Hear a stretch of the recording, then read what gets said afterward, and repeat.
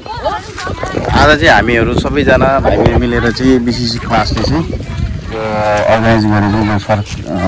Training गरेपछि पछि यहाँ चाहिँ सांस्कृतिक कार्यक्रम भइरहेको छ गोर्ल्यान्डमा बहिनीहरू सबैजना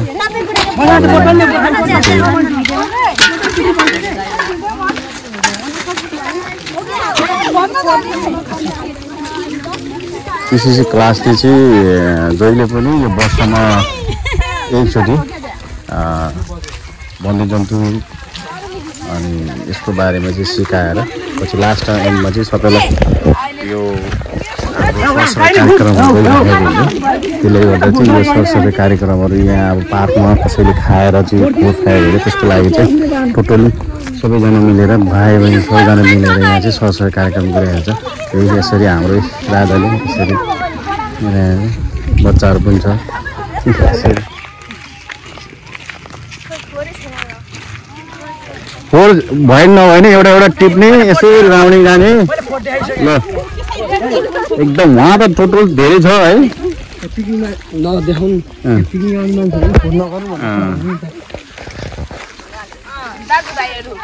यहाँ चाहिँ अब जति पनि पिकनिक खाने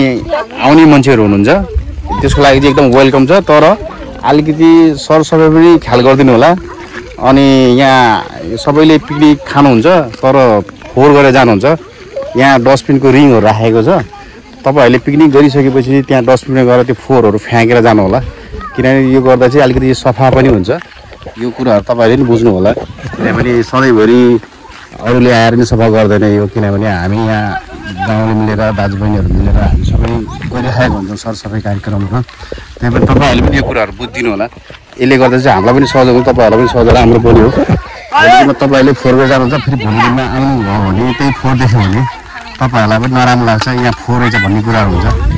एकले अर्कोलाई बिलिङ गर्ने कुराहरू हुन्छ। त्यस्तो नगर्नु होला। आउनुहोस्, खानुहोस्, रमाइलो गर्नुहोस्, सफा पनि खाएको कुराहरू ठाउँमा व्यवस्थापन गरेर फोहोर व्यवस्थापन गरेर त्यसपछि जानु होला।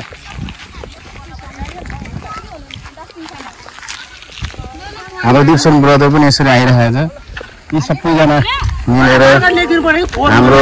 अभिषेक छोरा यी हाम्रो विषय यसरी सरसफाइ गरिरहेको छ। हाम्रो यी सुनिल यो दिनु हो कि कान्छ तपाईँ स्पेसली दिनुपर्ने हो। अब हाम्रो यहाँ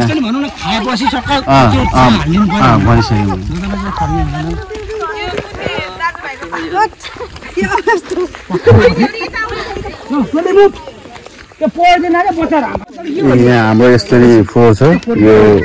एकजना अलिकति भित्र छिर्यो हुन्थ्यो। कट्टु लगाउने कोटो लगाउनु कोही छैन। बिस्तारै बिस्तारै चप्पल बाहिर छिर्कान्छ। भित्रै नछ फेरि गहिरो छ। त्यो बोतल पनि निकाल्दै अनि होसेर निकाल्दै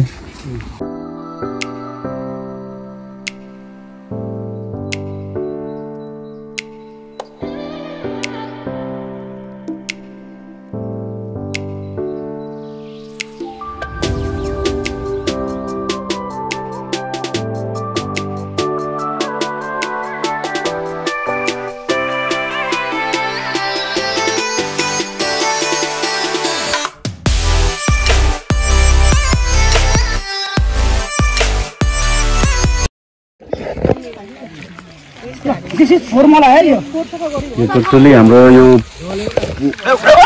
यसरी बिस्तारै कान्छ त्यो गरे यसरी सरसफाइ गरिरहेको छ। विशेष गरी बिमलाले ध्यान दिनु पर्यो। अनि माछा पालेर मात्रै हुँदैन। भ्याएको बच्चाहरू हो के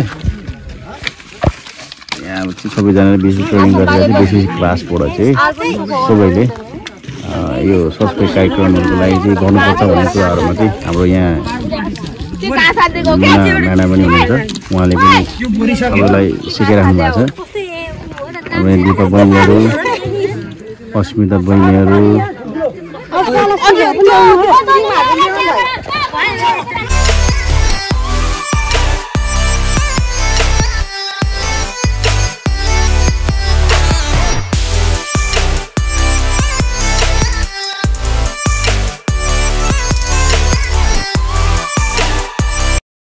पार्कमा चाहिएको भनेको एउटा झन्डा छ। अनि त्यसपछि लुङ्दा अनि तपाईँ नाच्नु परेको सामानहरू अब चाहिँ हाम्रो यहाँ गोरुल्यान्ड पार्कमा चाहिँ आवश्यक पर्ने सामान भनेको चाहिँ लुङदर अनि त्यसपछि झन्डा छ झन्डा खुलेछ अनि त्यसपछि यहाँ डस्टबिनहरू चाहिएको छ अनि त्यही फोहोरहरू बाहिर फालिरहेको छ त्यो प्लास्टिक खाएर नफालिदिनु होला फोहोर बाहिर यसरी नफालिदिनु होला तपाईँहरूले डस्टबिन देख्नु राख्नु भएको छ डस्टबिनमा हालिदिनु यहाँ चाहिँ आज चाहिँ हामी यो उबाट सबै बिबिसी क्लासबाट चाहिँ ट्रेन सरसफाइ गर्न आउँदाखेरि चाहिँ यहाँ हाम्रो पोखरीमा भएको एउटा सालको रुख थियो त्यो सालको रुख चाहिँ ढलेको छ अब यसलाई अब व्यवस्थापन गर्ने कुराहरूमा पनि हाम्रो सुनाखोरीबाट सुनि बफरजनले चाहिँ केही कुराहरू गर्नुहुन्छ होला यसको विषयमा तत्कालै अहिले के व्यवस्थापन गऱ्यो भने चाहिँ चाँडै राम्रो पनि हुन्छ यसको त्यो त नजाने फेरि म ए यो बोतल दुइटै रहेछ सबै लाइन यसरी हामीले सरसफाइ गर्दै त्यहाँबाट त्यहाँ पुऱ्याउने हो कृपया हजुरहरूले यस्तै बोतलहरू जथाभावी नफालिदिनु होला माछा हालेछ यहाँ माछा पाल्नु यो आल भन्दै नफालिदिनु होला यहाँ बोतल अनि एउटा बोट पनि चाहिन्छ टक्क गडुल्यान्ड पार्क भनेको त्यो पनि बिस्तारै गर्नु पर्यो गोल्डन पार्क भनेर गोल्डन पार्कलाई चाहिँ अगाडि बढाउनु लागि सबैको साथको सपोर्ट चाहियो होइन अनि अलिकति जो मान्छेहरू पिकनिक खान आउँछ उहाँले पनि अलिकति सोचिदिनु पर्यो फोहोर फ्याँक्नु भएन फोहोरलाई व्यवस्थापन गर्नु पर्यो जस्तो कि कोही मान्छेहरू पानीको बोतल लिएर आउनुहुन्छ पानी पिउनुहुन्छ यसरी फ्याँक्नुहुन्छ यो हामीलाई राम्रो कुरा पनि होइन भोलि दिनमा तपाईँहरू आएर यहाँ फोहोर रहेछ पनि भन्नुहुन्छ यसले विवाद हुन्छ त्यो भन्दा बरु आफूले एकतालाई बुझेर कुराहरू गर्दाखेरि ओहो यो सिसा कहाँ खोइ ओहो यो त माथिबाट फ्याँकेर फुटाएको चाहिँ क्या हो त्यो भएन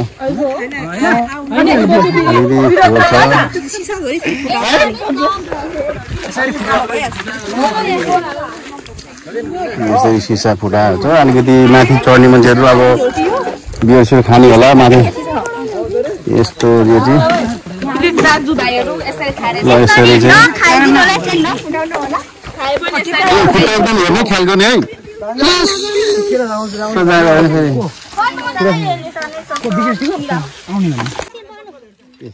यहाँ यसरी चाहिँ फोहोरहरू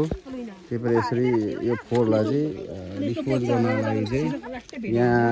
लगेको छौँ हामीले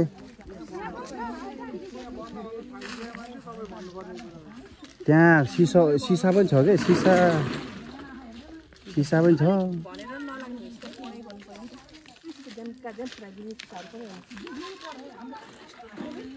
अलिकति यहाँ अलिकति अलिकति यो सुनखरी ओदा समितिले चाहिँ एउटा अझै हामीलाई चाहिँ के अरे रिङको व्यवस्थापन गरिदियो भने हुन्छ किनभने यो रिङ यहाँ राखिदियो भने एउटा दुईवटा जति रिङ राखिदियो भने डबल जो माथि बसेर खाने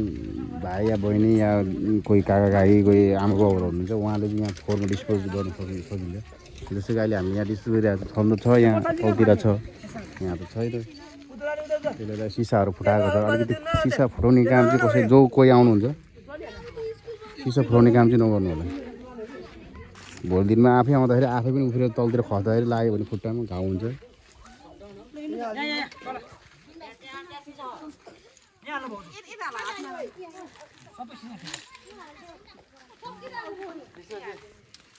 यो बोरा लास्टमा त्यो पोखरी फाल्दै त्यो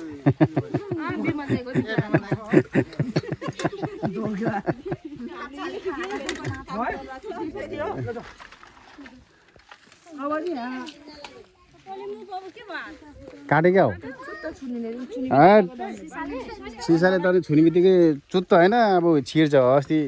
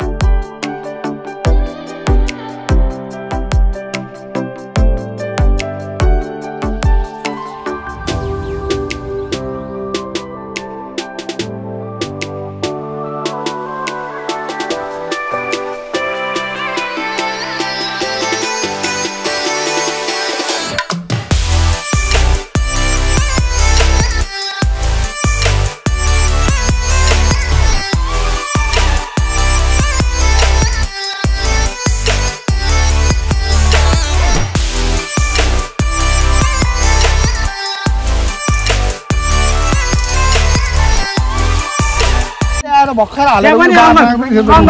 त्यो डाइले बोल्नु नि पैसा आउने हो कि समूह बन्ने हो कि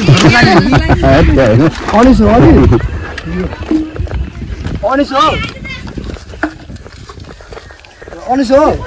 मठारे हो यहाँ राखेको छ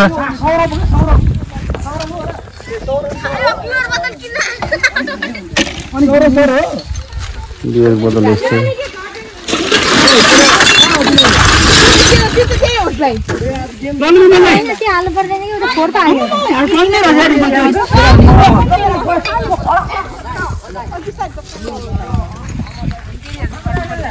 यसरी सरसफाइ कार्यक्रम भइरहेछ आज हाम्रो पार्कमा चाहिँ सरसफाइ कार्यक्रम भइरहेछ अनि आज रुख पनि पार्क पोखरीमा भइरहेछ एउटा रुख पनि ढल्यो बिसिसी क्लासबाट चाहिँ सरसफाइ कार्यक्रम गरेको त्यसपछि गर्दाखेरि सरसफाइ कार्यक्रम गर्दाखेरि चाहिँ के फिल भयो एकजना गाउँको दिदी बहिनी दाजुभाइले सबैजना मिलेर गरियो अब आइन्दा कसैले पनि के अरे यसरी पिकनिक आउँदा अथवा घुम्न आउँदा के अरे भनौँ न अब चिसोहरू अब बिउहरू ल्याएर खानुहुन्छ भने आफ्नो सदुपयोग गरेर हामीले सबै रिङहरू राख्दैछ फोहोरको डेकोरेसन हामीले गरिदिएको छ त्यहाँ ल्याएर फालिदिनु होला त्यति नै विशेष क्लासले चाहिँ अब चयन गरेर चाहिँ आजको दिनमा चाहिँ यहाँ हाम्रो सरसफाइ कार्यक्रम भइरहेछ पार्कमा अनि यसको विषयमा चाहिँ अब हजुरले के भन्नुहुन्छ यो हाम्रो पार्कको अब यहाँ चाहिँ हामीले अहिले सरसफाइ कार्यक्रम गरिरहेका छौँ विशेष त अब कसैलाई थाहा छैन किन सरसफाइ गऱ्यो भनेर पनि अनि के कारणले गऱ्यो भनेर अनि यो पनि सबैलाई पनि बुझाइदिनु होला सबैले बुझ्छ पनि यसको विषयमा के भनिदिनु बिसिसी क्लास भनेको चाहिँ बिहेभियर चेन्ज कम्युनिकेसन व्यवहार परिवर्तनका लागि भन्ने एउटा संचार कक्षा हो यो चाहिँ हाम्रो वर्षमा एकचोटि हुने गर्छ यसमा 10वटा क्लासहरू हुन्छ विशेष गरी चाहिँ हाम्रो वन्यजन्तु यस्तै सरसफाइ अनि वन्यजन्तुमा पनि अब राहत निर्देशिका होइन अनि वन्यजन्तुको आनी बानी सह अस्तित्व भन्ने एउटा हाम्रो कार्यक्रम हुन्छ यसमा चाहिँ यो कार्यक्रममा चाहिँ बाघको भालुको हात्तीको गैँडाको बारेमा चाहिँ उनीहरूको आनी बानी र उनीहरूबाट हामी कसरी बच्न सकिन्छ होइन भन्ने यसमा हाम्रो संसार एउटा क्लास हो संरक्षण सम्बन्धी एउटा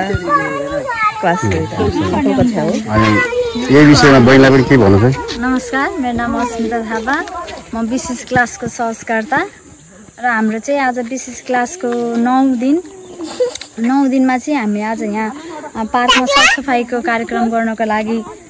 सबैजना भेला भएका छौँ आफ्नो कामको व्यस्तताले पनि सबैजना यहाँ आइदिनु भएको छ त्यसैले सबैजनालाई धन्यवाद र विशेष क्लास भनेको चाहिँ अब मानव र वन्यजन्तु बीच चाहिँ हुने व्यवहार परिवर्तन हो जसमा बाघ भालु हात्ती गैँडा र चितुवा गरी 5वटा जनावरहरू पर्छन् त्यसमा चाहिँ अब जनावरबाट हामीलाई चाहिँ कसरी बच्ने जङ्गल जाँदाखेरि कसरी हामी सुरक्षित भएर जाने जङ्गली जनावरबाट चाहिँ बच्ने उपायहरू त्यस्तै जनावरहरूको बारेमा 5वटा जनावरहरूको बारेमा चाहिँ हामीले कक्षा सञ्चालन गरेका छौँ र आज चाहिँ 9 दिन भोलि अन्तिम दिन हस् धन्यवाद